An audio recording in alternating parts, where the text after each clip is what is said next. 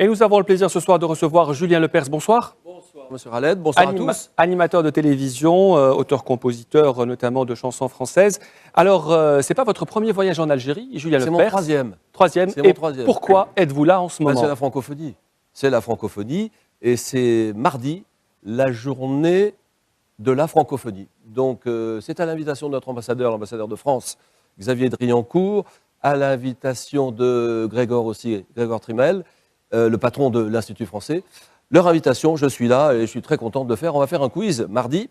Où ça d'ailleurs? La salle, ça sera où exactement? À la salle El Mougar. Avant de parler ça, il faut juste rappeler que la francophonie, c'est très important en Algérie. L'Algérie est le plus grand pays francophone au monde Absolument. après la France. Oui, oui. Et que Kateb Yassine avait dit cette fameuse phrase Oui. que le français était un butin de guerre. Est-ce que vous le ressentez, vous constatez que la place du français est importante en Algérie? J'ai l'impression qu'elle est de plus en plus. Moi, c'est mon impression à moi, hein, ça n'engage que moi.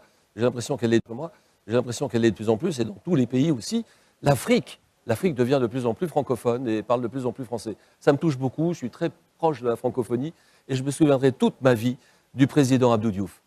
Un président Abdou Diouf qui a dirigé la francophonie pendant de longues années.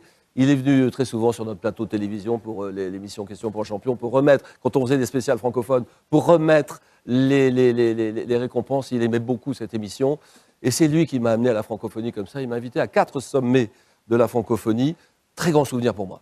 Il faut préciser aussi que le français est une langue qui avance dans le monde. Il y aura 700 millions de locuteurs en 2020 et que l'expansion la plus importante, l'avancée la plus importante, c'est évidemment sur le continent africain. Donc voilà. Le 20 mars, jour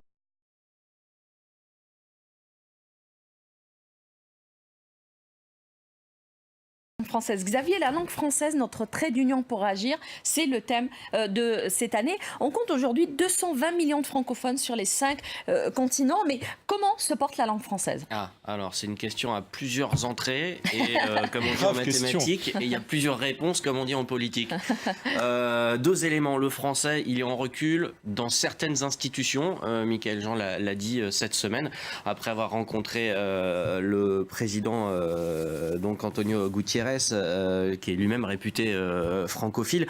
C'est un recul réel, puisque la langue française est aussi une langue officielle de l'ONU, mais désormais, par souci d'économie, on présente les choses d'abord en anglais et la traduction arrive ensuite en français. C'est vrai aussi auprès des organisations olympiques. Le français est une langue olympique, au même titre que l'anglais, mais tout simplement, aujourd'hui, le français n'y est plus forcément aussi présent. La preuve, pour aujourd'hui, le français n'y est plus forcément aussi présent. La preuve, pour Paris 2024, le slogan de la candidature française était un slogan en anglais, ce qui a fait énormément réagir, mais ce qui, d'après certains analystes, a permis aussi de dépoussiérer et de faire gagner, on va dire, dans les essais.